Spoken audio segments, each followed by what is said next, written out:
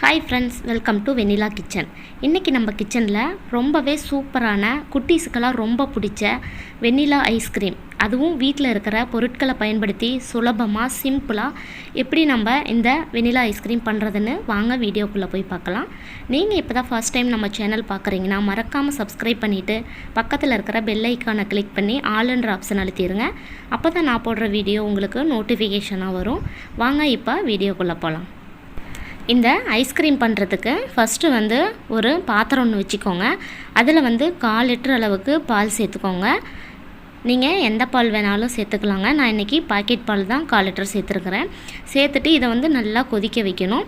நம்ம அதுக்குள்ளார கார்ன்ஃப்ளவர் மாவை நல்லா கரைச்சி எடுத்துகிட்டு வந்துடலாங்க. ஒரு மிக்சிங் பவுலில் 1 ஸ்பூன் அளவுக்கு கார்ன்ஃப்ளவர் மாவு, அதாவது சோள மாவு சேர்த்துட்டு இதில் கொஞ்சமாக தண்ணி ஆட் பண்ணிக்கோங்க. தண்ணி ஆட் பண்ணிவிட்டு கட்டிகள் எதுவும் இல்லாமல் நல்லா மிக்ஸ் பண்ணிக்கலாம். பாருங்கள், கட்டிகள் எதுவும் இல்லாமல் நல்லா மிக்ஸ் பண்ணியாச்சு. இப்போ பால் நல்லா வந்த பிறகு நம்ம இந்த கார்ன்ஃப்ளவர் மாவை உள்ளே ஆட் பண்ணணும்.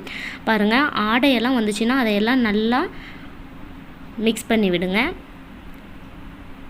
இது நல்லா கெட்டித்தன்மை ஆகணும், அது வரைக்கும் நல்லா மிக்ஸ் பண்ணிக்கோங்க. அடுப்பை லோ ஃப்ளேம், மீடியம் ஃப்ளேம்னு வச்சுட்டு நீங்கள் இது போல் நல்லா மிக்ஸ் பண்ணிக்கிட்டே இருக்கணும். பால் ரொம்ப திக்கானதுக்கு அப்புறம் நம்ம இந்த கார்ன்ஃப்ளவர் மாவை உள்ளே ஆட் பண்ணிக்கலாம். பாருங்கள், பால் ஓரளவுக்கு நல்லா திக்காயிருச்சு. இப்போ நம்ம மிக்ஸ் பண்ணி வச்சுருக்கிற கார்ன்ஃப்ளவர் மாவை அதாவது சோள மாவை உள்ளே சேர்த்துடலாம். சேர்த்துட்டு இதை கைவிடாமல் நல்லா மிக்ஸ் பண்ணிக்கிட்டே இருங்க. நம்ம இந்த கார்ன்ஃப்ளவர் மாவு சேர்த்ததுக்கப்புறம் இது நல்லா கட்டித்தன்மையாகும். அடுப்பு லோ ஃப்ளேம், மீடியம் ஃப்ளேம்னு வச்சுட்டு நீங்கள் நல்லா கைவிடாமல் மிக்ஸ் பண்ணிக்கிட்டே இருக்கணுங்க. பால் ரொம்ப திக்காகணும், அது வரைக்கும் நல்லா கொதிக்க வச்சுக்கிட்டே இருங்க. பாருங்கள், இந்த அளவுக்கு நல்லா திக்காகி வந்திருக்குதுன்னு. இப்போ நம்ம 1/2 கப் அளவுக்கு சுகர் சேர்த்துடலாம். சேர்த்துட்டு இதை நல்லா மிக்ஸ் பண்ணிக்கோங்க. 1/4 லிட்டர் பாலுக்கு 1/2 கப் அளவுக்கு சுகர் சேர்த்துனிங்கன்னா உங்களுக்கு அளவு சரியாக இருக்கும். உங்களுக்கு இனிப்பு எந்த அளவுக்கு பிடிக்குமோ அதுக்கு தகுந்த மாதிரி நீங்கள் சேர்த்துக்கோங்க. சேர்த்துட்டு இதை நல்லா கைவிடாமல் மிக்ஸ் பண்ணிக்கிட்டே இருங்க.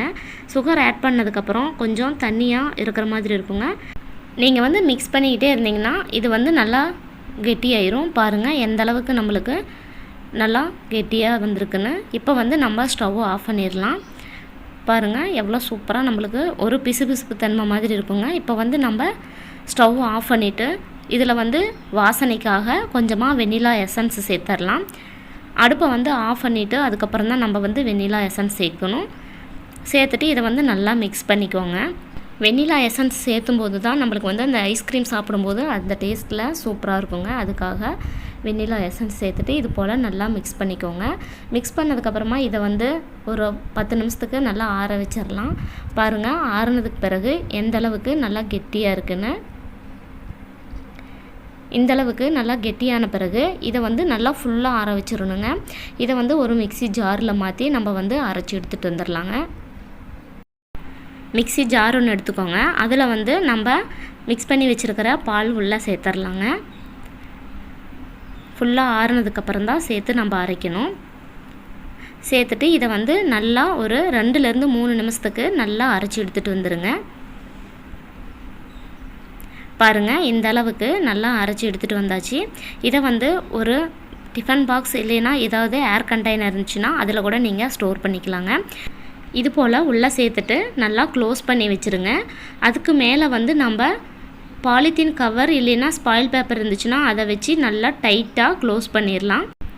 நல்லா டைட்டாக க்ளோஸ் பண்ண பிறகு இதை 8லேருந்து 9 மணி நேரம் இல்லைன்னா ஓவர் நைட் நம்ம ஃப்ரீசரில் வச்சிடணுங்க. இதை ஃப்ரீசரில் வச்சிடலாம். பாருங்கள், ஃப்ரீசர்லேருந்து நம்ம எடுத்துகிட்டு வந்தாச்சு. இதை நம்ம ஓப்பன் பண்ணி பார்க்கலாம். நான் 8 மணி நேரம் கழித்து எடுத்தேங்க. நீங்கள் ஓவர் நைட் வைக்கிறதா இருந்தாலும் வச்சிடலாம். பாருங்கள், நம்மளுக்கு க்ரீம் ஓரளவுக்கு ரெடி ஆயிருச்சு.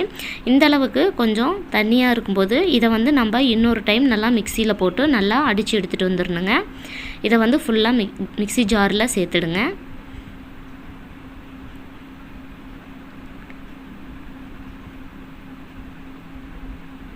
ஃபுல்லாக சேர்த்ததுக்கப்புறம் இதை வந்து நம்ம மறுபடியும் 2லேருந்து 3 நிமிஷத்துக்கு நல்லா அரைச்சி எடுத்துகிட்டு வந்துடுங்க. இது வந்து நம்மளுக்கு ஒரு க்ரீம் மாதிரி கிடைக்கும். பாருங்கள் எந்த அளவுக்கு நம்மளுக்கு க்ரீம் மாதிரி இருக்குன்னு. இதை வந்து அதே டிஃபன் பாக்ஸில் நம்ம சேர்த்துடலாம்.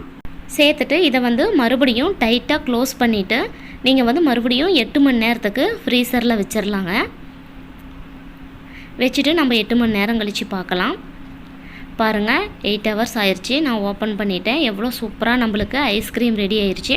நீங்கள் வந்து ஐஸ்கிரீம் ஸ்கூப் இருந்துச்சுன்னா அதில் கூட எடுக்கலாம். நான் வந்து கரண்டியை நல்லா தண்ணியில் நனைச்சிட்டு இது போல் எடுக்கும்போது நம்மளுக்கு பாருங்கள் ஐஸ்கிரீம் எவ்வளோ சூப்பராக நம்மளுக்கு ரெடி ஆயிடுச்சுன்னு.